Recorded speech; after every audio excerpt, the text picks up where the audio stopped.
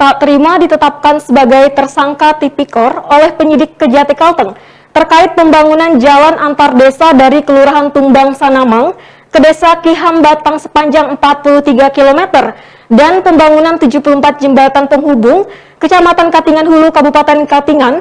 Haji Asang Triasa melaporkan penyidik Kejati Kalteng kepada Komisi Kejaksaan Republik Indonesia. Usai mengikuti sidang pertama pra-peradilan di Pengadilan Negeri Palangkaraya pada Rabu 9 Maret lalu yang tidak dihadiri pihak termohon Kejaksaan Tinggi Kalimantan Tengah, Haji Asang Triasa didampingi penasehat hukumnya Sukarlan Pahri Dumas SH dari kantor advokat R&N Partner Law Firm Jumat 11 Maret melaporkan dugaan kriminalisasi yang dialaminya kepada Komisi Kejaksaan Republik Indonesia di Jakarta. Laporan itu sendiri diterima Pokja Komjak M. Marbun. Dalam press release-nya, Haji Asang sebagai orang yang telah selesai melaksanakan pekerjaan pembangunan jalan sepanjang kurang lebih 43 km dengan lebar atau ruas jalan berkisar antara 8 sampai dengan 12 meter dan pembuatan jembatan kayu sebanyak 74 buah yang menghubungkan 11 desa dari Kelurahan Tumbang Sanamang menuju Desa Kihambatang sesuai surat perintah kerja dari 11 kepala desa dengan total biaya yang dikeluarkan sebesar Rp3.426.500.000 sesuai putusan PN Kasongan nomor 3/PDT-G/2021/PNKSN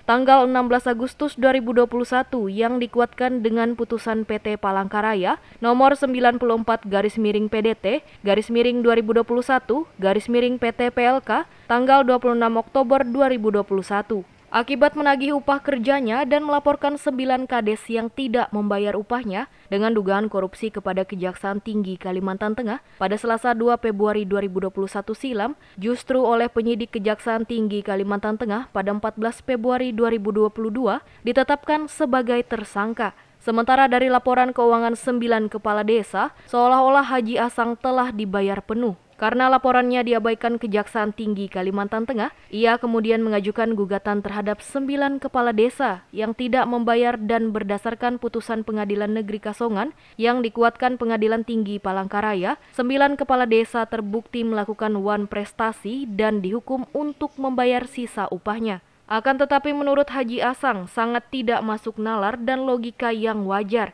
Dirinya yang telah melaksanakan pekerjaan yang diperintahkan oleh 11 kepala desa melalui Badan Kerjasama Antar Desa atau BKAD. Kemudian karena tidak dibayar melaporkan 9 kepala desa kepada Kejaksaan dengan dugaan korupsi. Justru oleh penyidik Kejaksaan Tinggi Kalimantan Tengah dikualifikasikan merupakan suatu perbuatan pidana korupsi dan Haji Asang yang sebagai pelapor justru ditetapkan sebagai tersangka. Sedangkan 9 kepala desa yang tidak membayar upah pelapor yang dalam laporan keuangan desa seolah-olah telah membayar upah pekerjaan pelapor justru dilindungi oleh penyidik Kejaksaan Tinggi Kalimantan Tengah.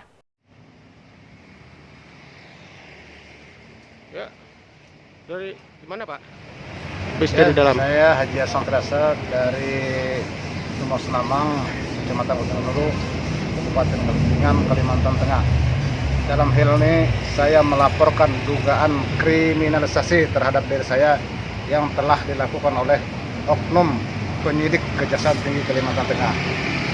Makanya kami melapor ke Komisi Kejaksaan Republik Indonesia terkait dalam hal pekerjaan pembuatan badan jalan yang dilakukan di 11 desa sepanjang 43 km di jalur Sungai Sanamang.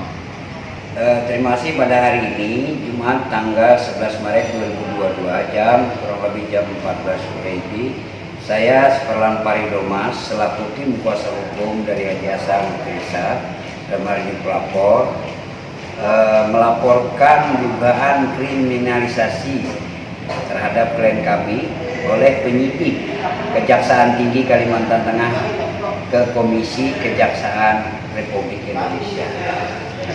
Adapun terkait laporannya, satu bahwa pelapor dalam hal ini klien kami berdasarkan surat perintah kerja SPK nomor 01 garing BKAD garis datar KH garing SPK 2020 tanggal 4 Februari 2020 ditunjuk dan diperintah oleh 11 kepala desa di wilayah Kecamatan Katingan Hulu, Kabupaten Katingan untuk melaksanakan pekerjaan. Satu, itu pembuatan jalan tembus antar desa kurang lebih sepanjang 43 km. Dua, pembuatan sebanyak 74 jembatan kayu yang menghubungkan antar desa. Kedua, pelaporan pelaksanaan pekerjaan sejak awal 2020 dan selesai November 2020 dengan hasil terbuka jalan sepanjang 43 km, ruas berkisar lebar 8-12 meter. Edi Ruswandi melaporkan dari Gedung Komisi Kejaksaan Republik Indonesia, Jakarta.